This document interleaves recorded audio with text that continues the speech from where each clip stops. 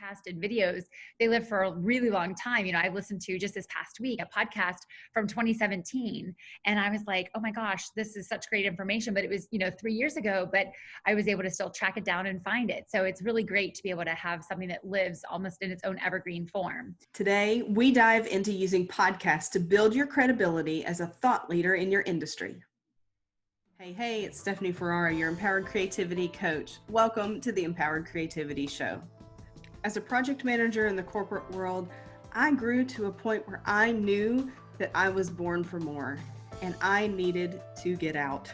After an accident in 2017, I had my chance. As a Christ-centered business coach, I help women in the early stages of their coaching practice build group coaching programs and online courses for increased profit and impact. My guest today on the Empowered Creativity Show is Frannie Foltz. And hey, I'm Stephanie Ferrara.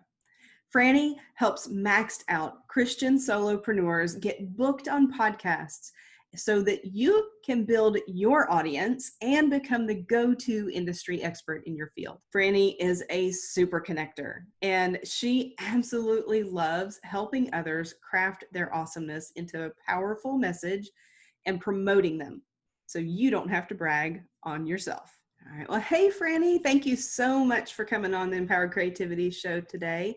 I'm so glad that you're here, and I'm excited for what you get to share with us today. It's a topic that I have not covered yet on the Empowered Creativity Show. So why don't you introduce yourself, tell us about your business and who you serve. Sure. So first of all, thank you so much for having me, Stephanie. I'm super excited to connect with fellow sisters. And I think it's so important, this day and age to be, surrounded in community with like-minded individuals. So thank you so much. And thanks for, following God's call and obedience and hosting this. So I am Frannie Foltz, as Stephanie said, and I am the founder and owner of Shine with Frannie, and I help people shine. And so shining online. So I work specifically with solopreneurs, Christian solopreneurs, and I help them build their personal brands through getting them booked on podcasts and then using that to leverage and amplify, using the podcast information to then leverage and amplify them, and then be able to cultivate their community and build their brands. I think that's fantastic. It's something that I really enjoy having this show. This show was birthed out of my own coaching group and our coach pushing us to y'all need to go live, do some Facebook swaps where you just interview each other just to get a feel for it and get used to being on camera. Cause she was, then going to help us and show us how to pitch ourselves on podcasts. And so we needed the practice, right? And I just found I love video. I absolutely love video. And I love it over writing a blog post or an email or anything else. And so it's become the thing for me that I start with video and then turn it into my blog post and turn it into other social media posts. So because I enjoy the video part of it so much more. So transcribing and doing all those kinds of things to repurpose the content. So I love that you mentioned that about being able to reuse that and to leverage what you do on other people's podcasts as well. Can you tell us a little bit about how that works? Well, sure. Let me just circle back and piggyback on what you just shared, because you are so spot on, girl. Video is where it's at. Obviously, we know that video gets served on many social media platforms above a static post. And then of course with YouTube, the explosion of YouTube being the second, search engine in the world, it's just such a great way of reaching people and tapping into your, audience. And then, as you mentioned too, being able to leverage this and amplify it, podcast and videos, they live for a really long time. I listened to just this past week, a podcast from 2017. And I was like, oh my gosh, this is such great information, but it was, 3 years ago, but I was able to still track it down and find it. So it's really great to be able to have something that lives almost in its own evergreen form. So I got into this really kind of like you said, I was almost I don't want to say pushed into it, but I had started my business in 2015 and it looks very differently than it does today. And, we know as entrepreneurs, you're constantly evolving. Really just as people, you should always, always be upping your game, if you will, and up leveling yourself. So long story short, I had, very similar to your story, I had wanted to do a TV show. I've always had this since literally when I was in grade school. And Rosie O'Donnell, I used to love watching her. I don't know if you guys remember the Rosie O'Donnell show. And I don't know definitely. well enough to know if they're younger or older. I mean, I think you would know them. But I used to always think like, how great to just hear people's stories and showcase people who are amazing and wonderful. And then, in February when I lost my job, and then I was kind of, meandering, if you will, through a lot of online business, ventures, if you will. And then I was like, you know what? I started working with a client and I was able to get him pitched on almost 50 podcasts. And I was like, and I'm a writer. So I was like, well, I think I kind of have this dialed in. So I think I'm going to start, doing this. And so I've been able to get, almost 100, different podcasts now at this point. And the great thing is, as you know, in this business, everything, just in life, really, everything is relationships and cultivating relationships. So now I have kind of that direct, if you will, you skip to the front of the line, the podcast producers, the gatekeepers, if you will, as well as the hosts. So I have a lot of, kind of, I don't want to say pull, but a lot of weight that goes behind when I send an email. So I just really started pitching people, just kind of cold calling a lot of things. And then now have established a lot of, relationships with people that it helps when I work with clients to be able to say, hey, I've got somebody and here's why. That's really cool how you've been able to establish that. And you said just since February, really being able to establish that. And just for those of you, if you're watching later or whatever, we're recording this in August of 2020. And so I think that's really neat, just how quickly we can be agile enough as entrepreneurs to pivot. And you find something that's like, oh, you find where you shine. And I love how you named your company that, but it is, you find where you really shine. And then you can go deeper into that, and you realize just how exciting it is to get to work every day. And it's like, I like, you have those days where it's like, I can't believe I get to do this, right? This is my life. Totally. And the thing that's great too is, there were so many podcasts that actually started between March when COVID happened in the last quarter, so many podcasts. And again, you're giving kind of the time frame in regards to August 2020. So many podcasts started, and there were an extreme number of downloads because people were home. People were listening to podcasts, literally consuming it left and right. And so people are hungry, no pun intended, but people are hungry for the information, the content. And, podcasts, as we mentioned, they live forever. So they say that there are 16,000 avid podcast listeners who listen to them frequently. And there are over 1 million podcasts, which is just remarkable to me, to think that 1 million, I mean, I only know, a couple hundred at this point. And I'm like, oh my gosh, like 1 million, it just goes to prove that there is really something for everyone. So speaking to your audience, if you have a story to share and that God has, put that inside of you, do it, share your story. We know in Revelations 12:11, it said it is by the blood of the Lamb, but the power of their testimony. Your story has weight, which is the reason why, as a podcast pitcher, I like to call myself like a concierge podcast, because I'm really trying to dial in. I establish relationships with my clients. I don't like to take on en masse. I don't have a big team of people working for me, because for me personally, I want to know people intimately. I want to know your story. I want to become your voice. I want to know your offers inside out, so I can then best represent you, so you can do the things that you do well, and I can do those things for you. Mm-hmm. And like you said, that I can help you shine online.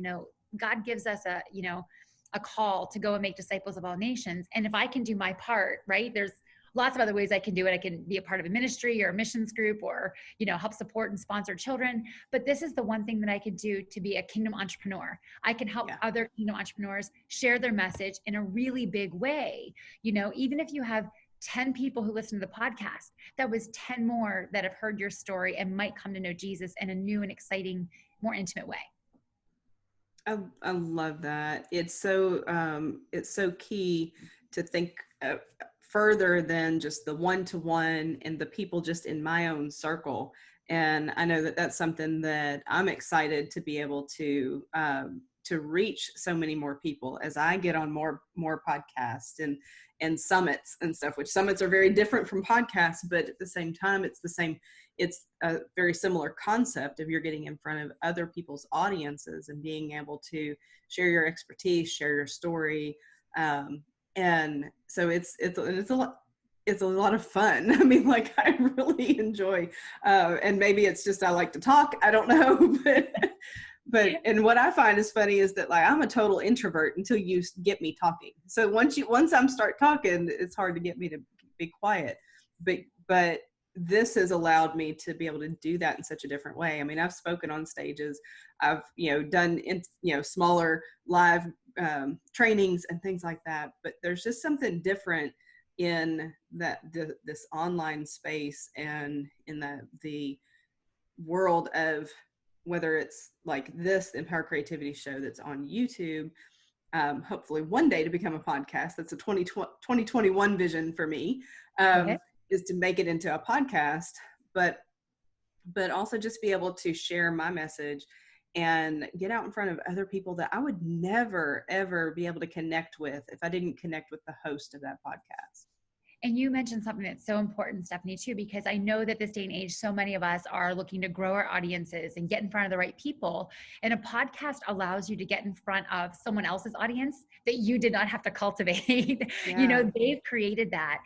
And, I think that that's what's really important too, is that you recognize that is, podcasts are one of the slow burn. It's like the slow cooker or the crock pot, if you will, of marketing, because it does have such a lifespan. Again, as we mentioned, a podcast from 2017 can certainly be listened to in 2021, and somebody will then go and click.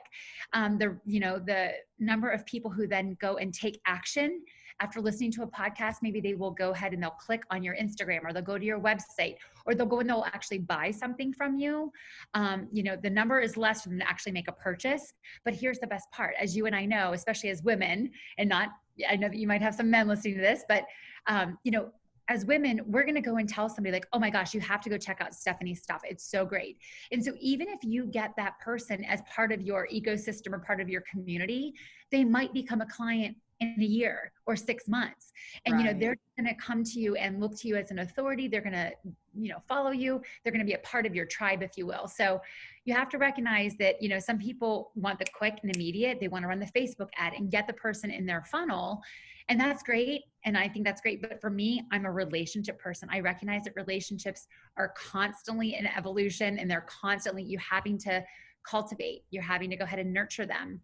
And I love that part of it, which is, the reason why one of my friends said, you should be a relationship coach, because I'm not married, which is kind of funny that she suggested I be a relationship coach. But she said, no, because you're the person who picks up the phone, you send the text, you drop the card in the mail, like you're that person. And I think that with podcasting, that is my gifting. I know that the God's spiritual gifting is that encourager. I'm an edifier, and I'm also an Enneagram 7. So I'm like you can do it. You've got this. Like, that's why I love, like I said, I like to help people shine online. This gives me an opportunity to go ahead and put somebody else on a pedestal. And that's where my business is founded, was in Matthew 5:14-16. God has given each of us a light. Right. And so how do we get that light out there? And so that is what my mission is to help other people, build their audience and build their platform so that they can, shine brightly for him.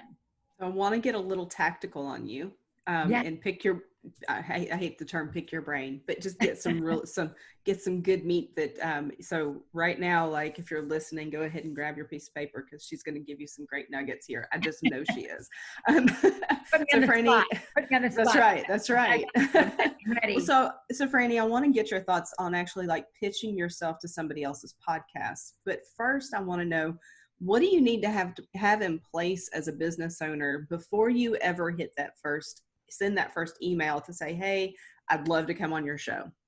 Like, what do you need to have in place to even get them to look at, even consider you, or, just even before you hit, like I said, before you hit send on that email, what needs to be there? So there are a couple things. One, it depends on the research you've done for the actual podcast you're pitching, right? So if you're pitching somebody like an Amy Porterfield, you definitely want to have all your ducks lined up in a row. But if you're pitching a smaller podcast, there's not as much, there's not as many things as you need to have. Of course, having your website dialed in is great because you want to reference them back, but you don't even have to have, a press page, or you don't even have to have, a whole bunch of things on there, 300 blogs or anything like that. You just have to have some really good quality content that, people are going to say, oh, wow, this person looks like they know what they're doing. But the other thing of it is too, again, knowing your podcast host and their audience is the most important, because what are they going to explore? So for example, if you have a really vibrant, Instagram following, or even just really engaged. You don't have to have 1 million followers or even 10,000 followers. Mm-hmm. If you have a lot of engagement on your page, a lot of micro influencers now, they're going by the actual engagement, not necessarily by the reach. Right. And so when marketing companies are coming to you, or, products are coming to you to be their micro influencer, they want to know what your engagement is. If you have 100 followers and they're active 60% of the time, like that's what they want, because those are the people who are dialed in. So I think the first thing, to be very practical with you, is the first thing is just making sure that you know who you are pitching to, and that you're clear on what their audience wants and how you can provide value to them. Because I hate to say this, but it's not about you. When you're on a podcast, like right now, like I'm hoping that I'm providing value to you, Stephanie, and to your brand, and really to your audience, that they're like, wow, that was really helpful. Like, whether I pick up a follower or not, my goal is to provide your audience with something they can have. So that's the number one thing. And then really, before you hit send, I always pray about something. Lord, that I just know that you're going to bless this, because I have a message that I want to share, and I'm on a mission to build disciples and make disciples of all nations. I think that probably comes before anything you do, right? Before you even draft the email, that has to be a part of it. Yeah. And then finally, I think the third thing, and again, these are not in order, so I apologize if y'all were taking notes, draw arrows. And then the third thing is really, again, knowing what it is that you're providing that audience with, to be able to put that in your pitch, whether it be an offer or whether that be, again, just content that you can provide during that time. So whether they check out your Facebook page or your LinkedIn page or your website, that you're still able to give them something that is helpful during your time on that podcast. Yeah. And then with my podcast pitching email that I have, obviously I make sure that I've listened to a couple of their podcasts. Like, don't just go randomly, right? Choose some, listen to a few, make sure that you even vibe with the podcast host, and that you do have something, and you may tweak what you're going to talk about based on their particular audience. I know for me, like I'll usually say, I think that I could bring value in this area, but then here are a few other things that I can also talk about.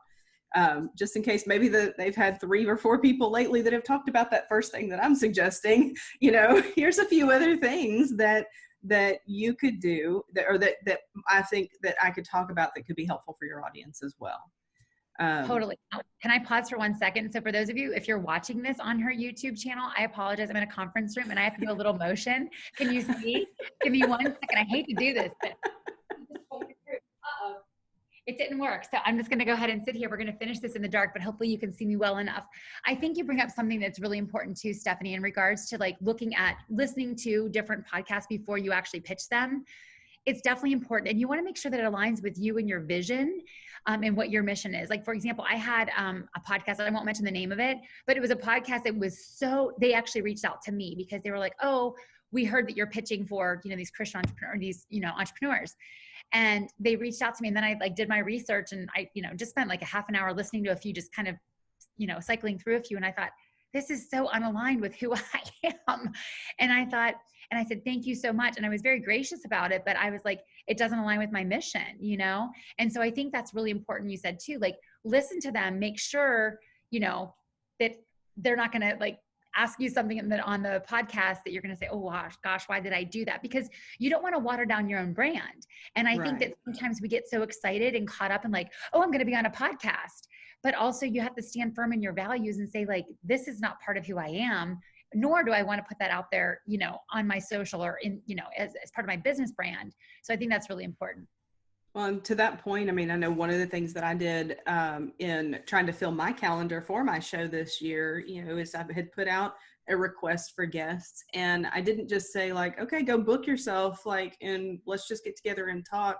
I've done pre-interviews to make sure that they fit with my brand, to make sure that their message is going to fit correctly. I'm clear that my audience, they're Christian women who are building businesses, and I'm a Christ-centered business coach. And so that should automatically eliminate some people that don't feel comfortable talking about God in their business or whatever, or don't include that or don't have the same belief, and that's okay. So that's one of the things I know that you have to be firm and in your values and what you believe and what you stand for, to know that you won't compromise yourself just to get on the podcast. It's not that crucial. Right? Right. And you're so smart to have done that. That's really wise, and obviously great discernment, because you want to make sure that, the person you're going to get on there is not going to talk about, Yeah. I would say, like, being an atheist or something, you have to make sure that it's really aligned. And so hopefully, you're doing your research, or, you're having a VA or somebody go and look at their website, or doing some of the preliminary work. I know that you and I spoke, previously. And so I think that's great.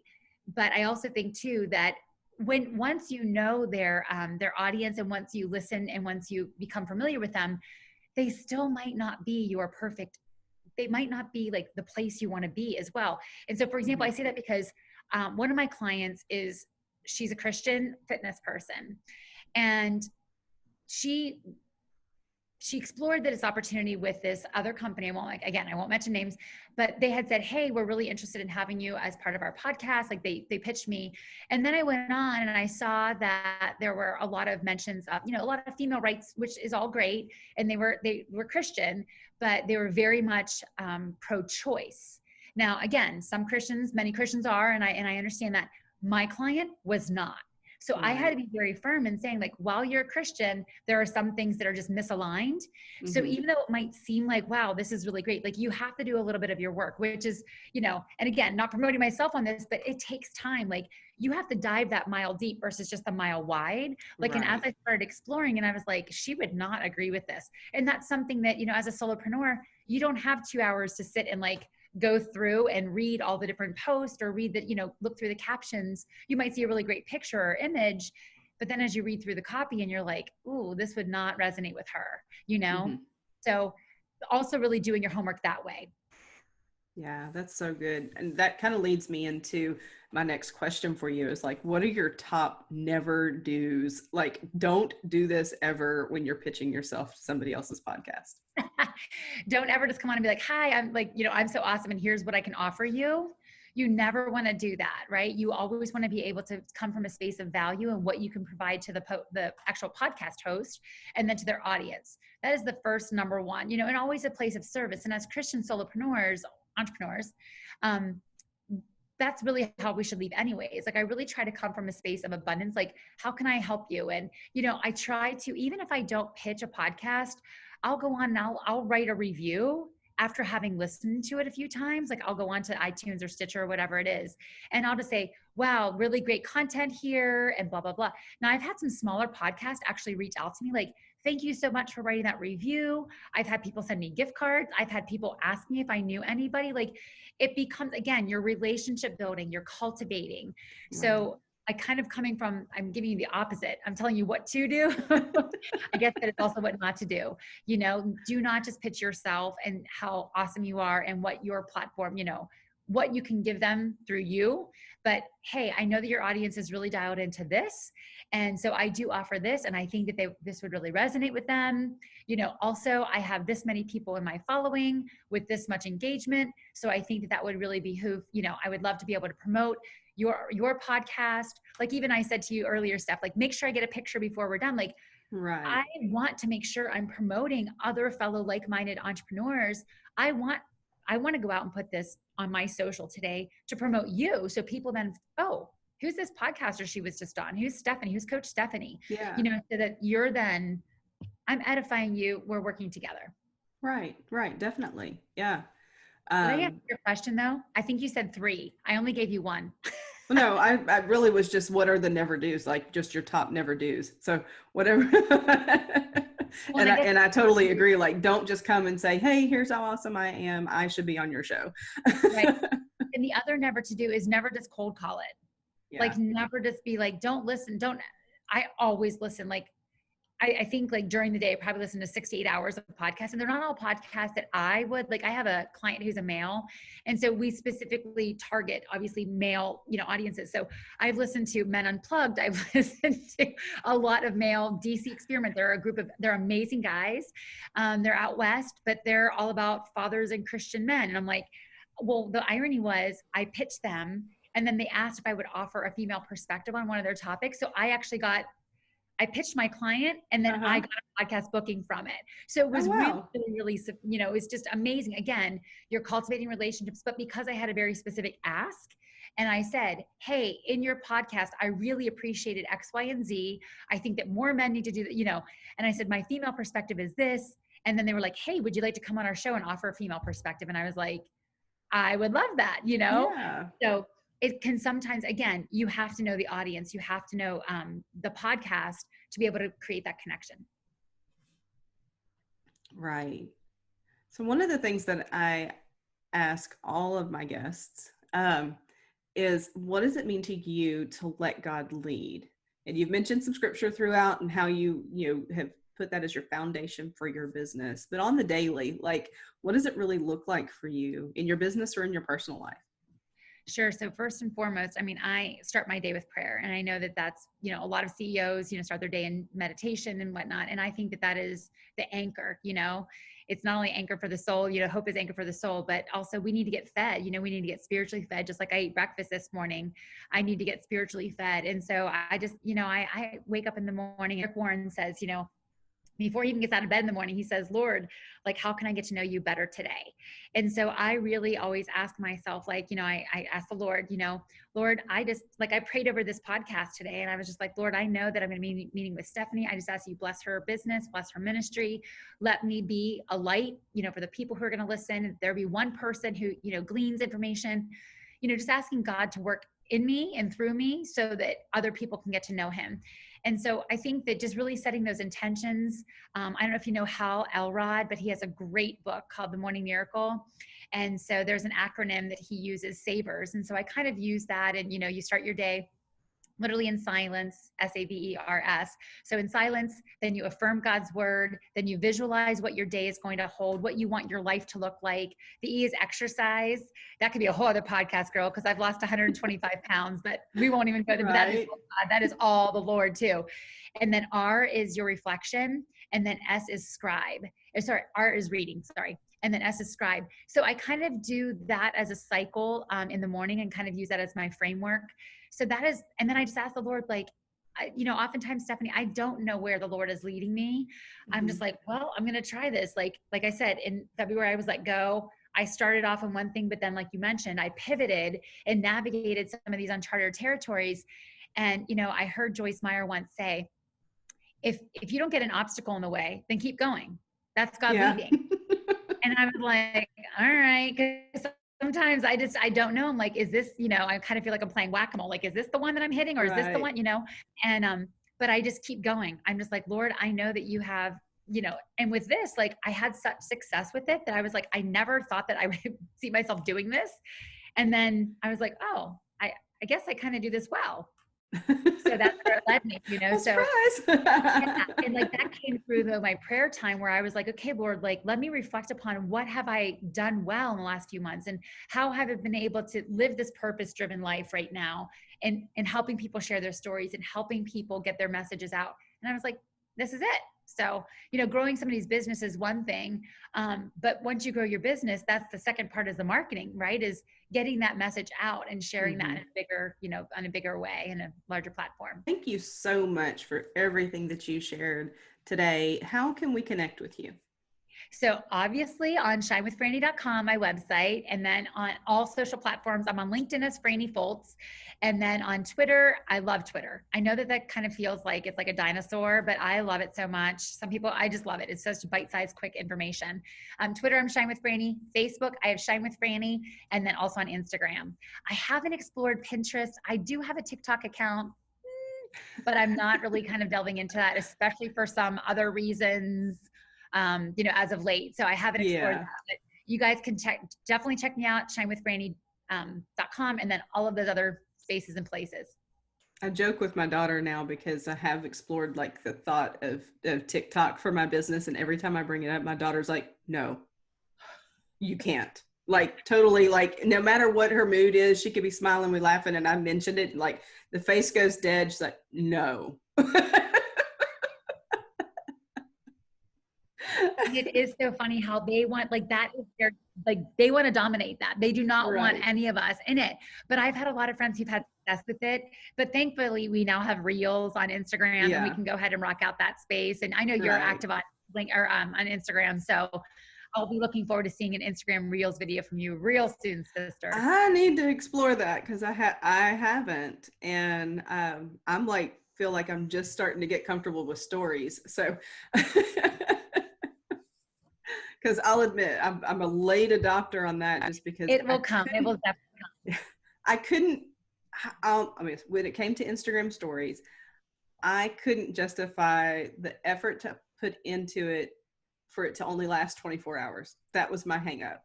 And so now it's just like, I'm going to do a few things every day, but it's not my main focus. So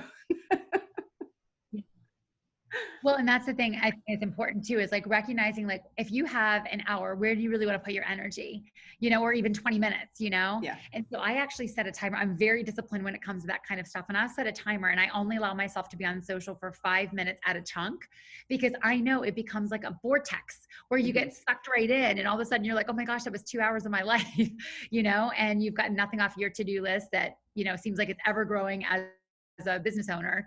And so, I've been really trying to, as Stephen Furtick says, Pastor Stephen in Elevation, don't just go onto Facebook, put your face in the book. So oftentimes if I see myself spending too much time on social, I really am like, okay, Lord, how much time have I spent during my day checking in with you versus checking in on my following, or whatever. Yeah. So. What I have found works for me when it comes to Instagram stories is being able to just, like, at the end of the day when I'm sitting watching TV doing something else, like I'm not really working, I have some images that I have already created and they're kind of just sitting on my phone waiting for some time when I feel like posting it. And so that's when I'll be searching, and sharing some content from some other people onto my story, then post something from me and then share some, and so I'm doing it in like 10, 15 minutes in the evening or something like that, just as I'm sitting there chilling for the day, And that's good too. It's almost like mindless entertainment at that point, so that's also a good thing too. Like, we have to see social media, our generation. I had my best friend said, she's a YouTube expert, and she said, we have to see social media as the way our parents saw newspapers and magazines. Like they used to sit around and read People, or, Wall Street, people still read the Wall Street Journal, but it was a piece of media, print media. And now we just have it as digital, and, we're consuming it very differently, and it can be very educational and you can learn a ton of things. So not all of it is bad. So sitting around and playing with stories is not a bad thing. And how cool and hip for you that you can do stories. And I'm sure your daughter gets embarrassed by that. As long as I don't tag her in anything, she's fine. But there are some things she's like, oh, I can't believe you put that up there. My friends follow you, right? Which is kind of cool though too, like that in of itself, it's a cool mom factor. So right. Awesome. Well, I can't thank you enough, for having me on today. Thank you so much. And hopefully your audience gleaned a little bit of information and, are able to go ahead and get themselves booked on that next podcast. Oh, I know they did. It was such great information, and I'll be sure to go and recap it in the show notes and put all the ways that they can contact you there in the show notes as well. Thank you again, Frannie. I really appreciate your time today. Thank you, Stephanie. Have a great day, guys. What an incredible show today. Frannie is just so much fun to be around. She has so much spunk and energy, and she is truly the super connector. Did you hear that? She booked her client on 50 different podcasts in a really short amount of time.